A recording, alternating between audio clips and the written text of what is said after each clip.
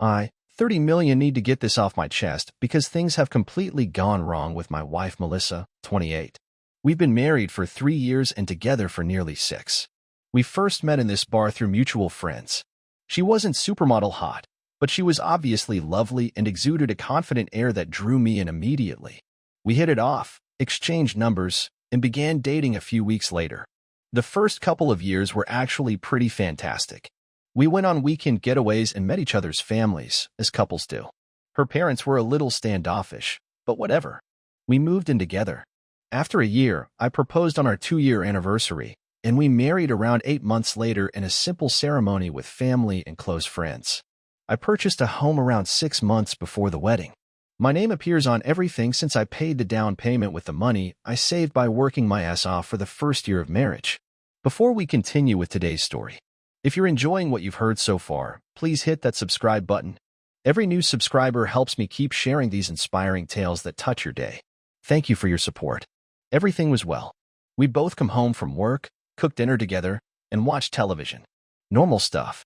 We discussed having children in a few years, but looking back, I noticed that things began to change around the 2nd year of our marriage. Melissa began to focus more on her work. She works in marketing and has started staying later at work, attending networking events and spending less time at home. I was supportive because I thought it was good for her career. I took on extra domestic tasks so she could focus on her work. I also started paying most of the bills because she stated that she wanted to advance her job before focusing on money. It started out little, with her canceling our date evenings at the last minute due to work. She was constantly on her phone, even while we were meant to be spending time together. If I brought it up, she'd become defensive and suggest I wasn't supporting her profession, so I backed off. We stopped doing activities together on weekends. She was either too exhausted from work or had unexpected brunches and shopping outings with her pals, which I was not invited to. I began to feel as if we were simply existing in the same area, without truly connecting. She told me a few months ago that her buddy group was planning a meal at a new restaurant downtown and invited me. I was genuinely surprised she hadn't invited me to anything with her pals in months. I wasn't very excited because her buddies are largely marketing public relations professionals who only discuss work, turmoil, and gossip about people. I don't know, but I assumed this was her way of including me more, so I went. We arrived at the restaurant and there were around 8 people in total. Melissa, me, and 6 of her friends. The room was crowded and noisy, and we ended up at this long table. I was around 3 seats away from Melissa, sandwiched between her buddy Taylor, who was chatting to someone else the entire time, and a guy I had never met before who was addicted to his phone. Basically, I was simply sitting there sipping my soda without participating in any conversation. No one spoke to me or even acknowledged my existence. To be honest, these things are rather usual. I was used to being the unseen husband by this point. I was spacing out, thinking about a job at work. When Melissa's friend Caitlin inquired, "So how's married life treating you these days?" The way she stated it was strange, as if there was something underlying the question. That's when I focused on what Melissa was saying. Guys, I swear it felt like someone punched me in the stomach. Melissa snorted dismissively and replied, "Oh, please. He's just my roommate at this point. Only my roommate." I literally froze with my beer halfway to my mouth. Who was saying that about their husband, and the way she said it was not a joke? It was as if she were stating an obvious fact that everyone already knew. She even looked at me as she said it, noticing I was paying attention, but she didn't mind. What's worse, her friends' reactions. They all laughed and nodded as if everything was perfectly normal. One of them even said, "Don't all husbands eventually become glorified roommates?" They all cracked up even more. All but one girl. Olivia. She's new to their friend group. I've only met her a few times. She did not laugh. Instead, she gave me a sympathetic gaze. At least one person in this group had a soul, I suppose. I can't remember the rest of the dinner talk. My brain was caught on a loop, hearing my wife repeatedly refer to me as her roommate. I continued to eat and drink on autopilot, not saying anything, but attempting to understand what had just transpired. The trouble is, she said it without looking at me. She didn't ask if I had heard, and she didn't care, as if I wasn't even a factor in her life worth considering. Melissa was speaking about trivial topics on the way home, appearing entirely normal while I sat there feeling as if my entire marriage had been nuked. I scarcely answered, only offering one-word answers and nods. When we arrived home, she plopped down on the couch and scrolled through Instagram like nothing had happened, as if she hadn't just completely degraded our entire relationship in front of all her pals. I stood there for a minute, waiting for her to say something. Recognize what she said? Apologize. Anything but nah. Nothing. That's when it occurred to me. Perhaps this wasn't just a random comment. Maybe this is how she sees me. Just a man who stays in the same house and pays his bills. Not her spouse, not her partner. Only her roommate. I couldn't keep it in anymore. So am I really just your roommate now? I inquired, attempting to seem casual despite my feelings. Melissa looked up from her phone, angry to be interrupted.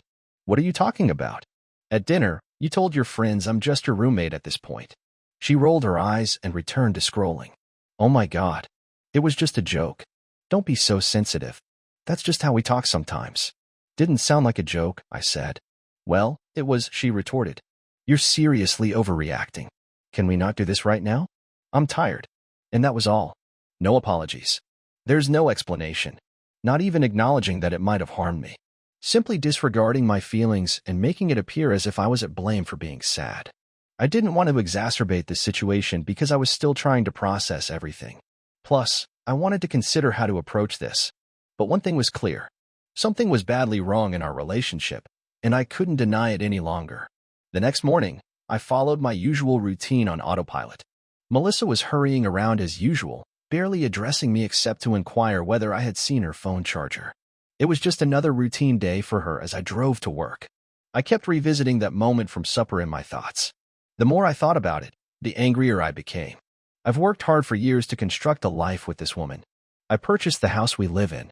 I pay the majority of the bills. I've been assisting her career by taking on additional domestic tasks. I've been the one who has put the most effort into our connection. Meanwhile, she has been doing what?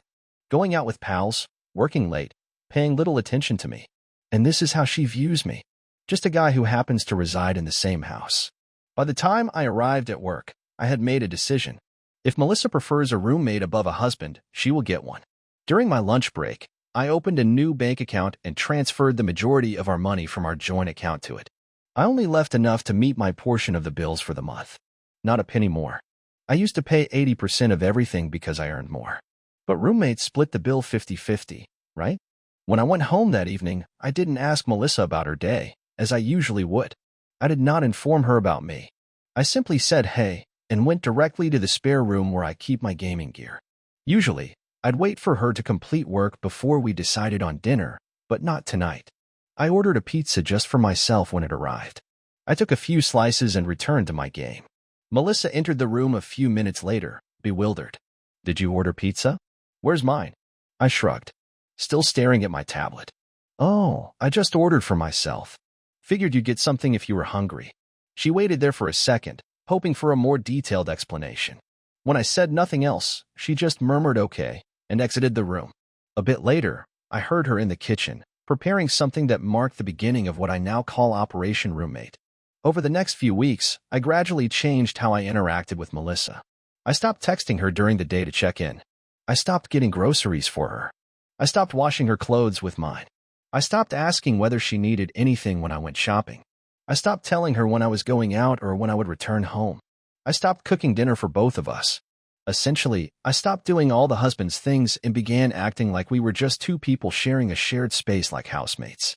Melissa didn't appear to notice right away, or if she did, she said nothing. She still went out a lot, still working late.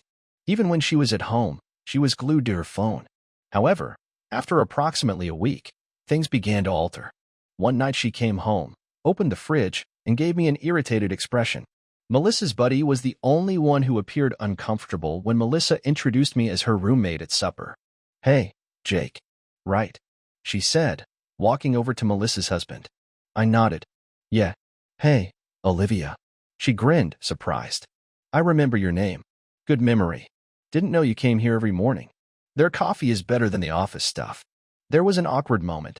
I could sense she wanted to say something but was unsure whether she should.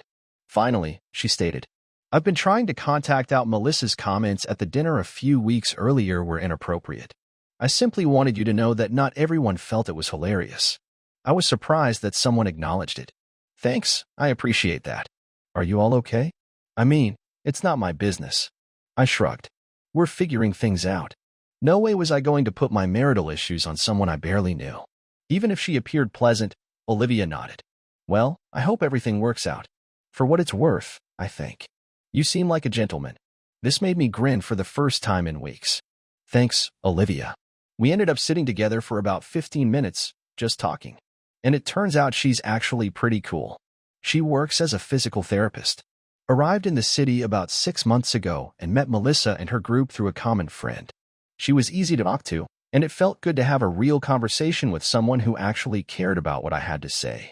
She hesitated before saying, "Look, I know this might be weird, but if you ever need someone to talk to, here's my number." She scrawled it on a napkin and gave it to me.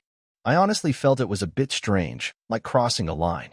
I didn't know precisely what her name was, but I thought I could use some aid. It also appeared like she was just being polite. Thanks, I replied, slipping it into my pocket. I might take you up on that. A few days later, I was having an especially frustrating day.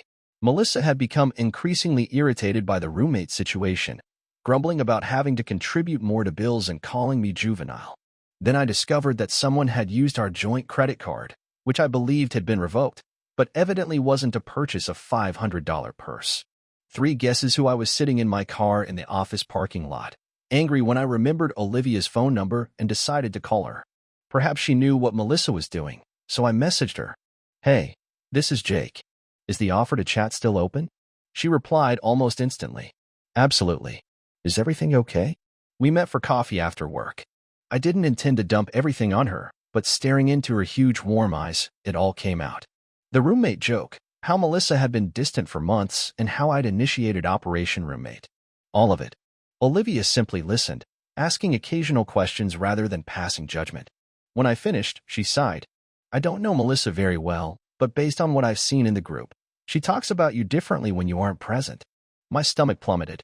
"How come?" Olivia expressed discomfort, saying she complains a lot and says you're boring. She feels stuck. Well, I wasn't sure what else to say. "I'm sorry. I shouldn't have said anything." "No. I appreciate your honesty. Seriously." Before we went, she touched my arm. "Jake, you deserve someone who's proud to be with you, not someone who treats you like an inconvenience."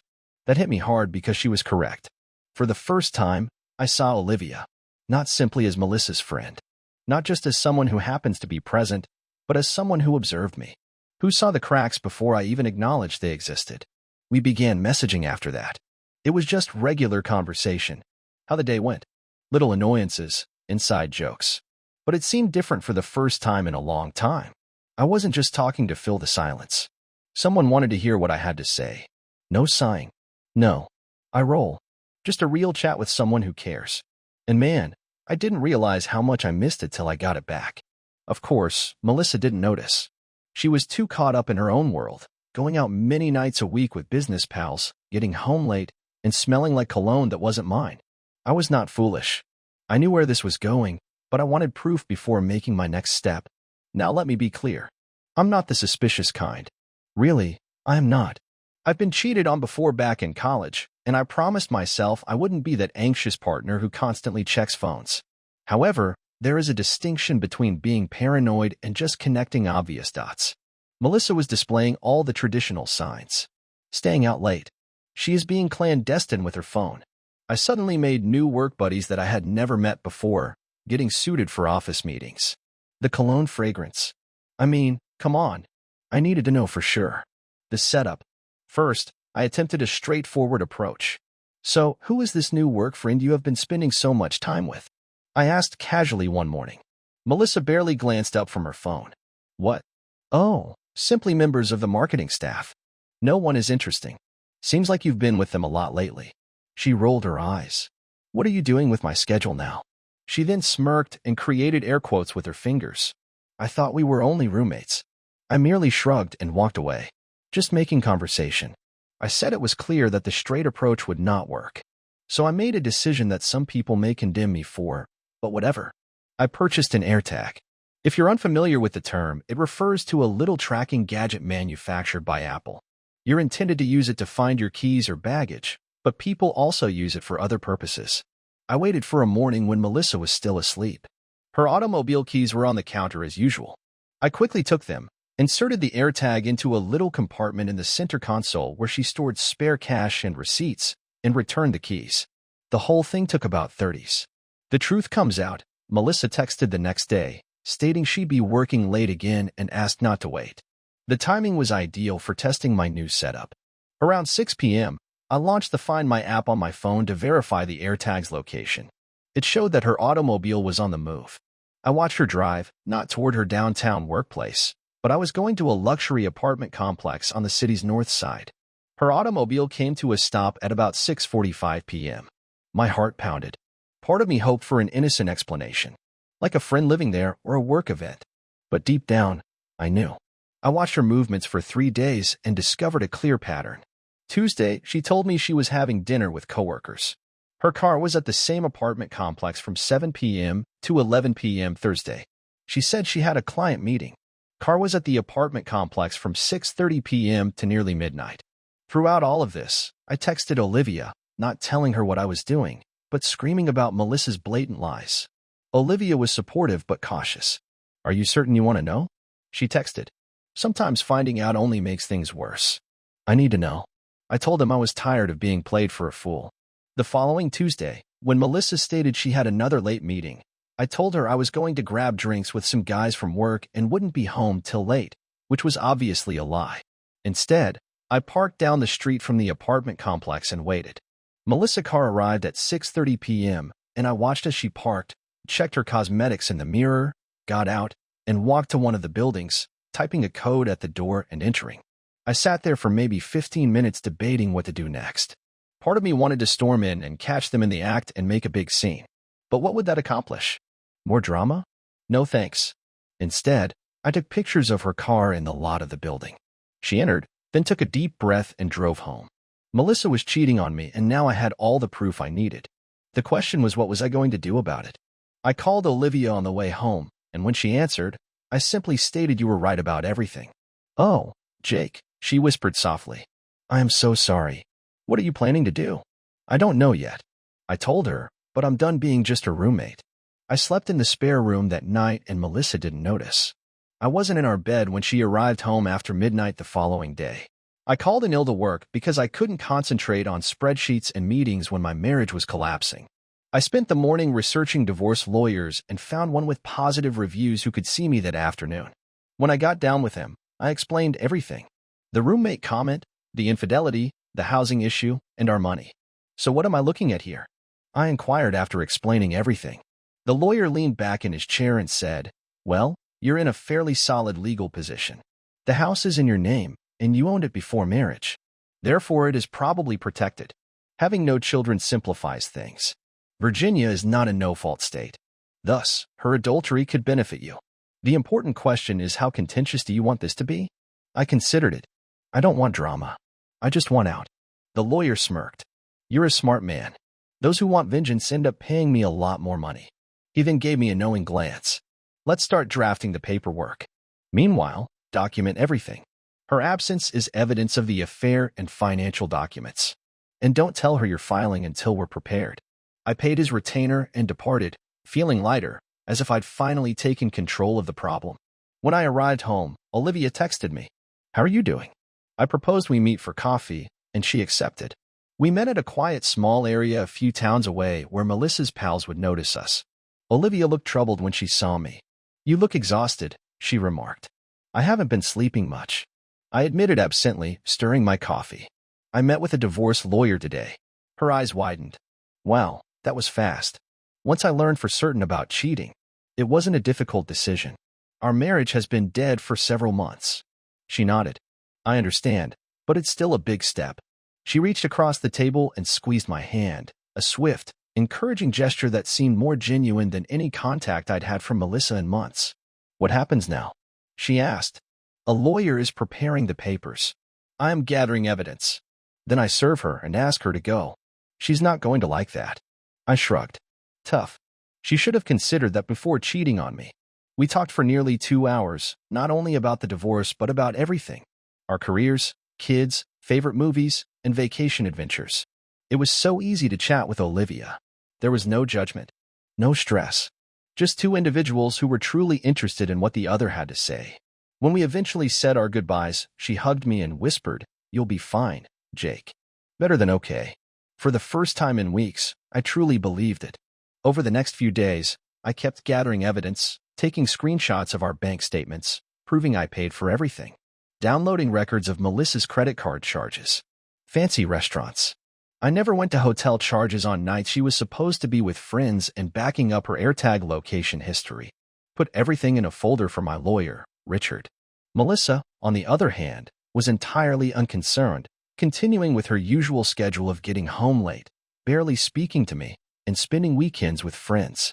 The arrogance of it all only increased my determination. Olivia and I texted every day at that time. Nothing untoward happened, and I was not going to be a cheater like Melissa. What about Olivia? She was the first person in a long time who genuinely cared about me, and I wasn't going to be a cheater. But we were definitely getting closer.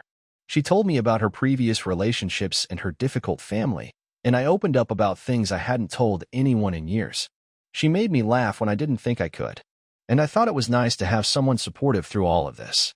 The divorce papers were ready a week later, and the lawyer suggested that Melissa be served unexpectedly, preferably with a witness present. Do you want someone there who can verify how it went down?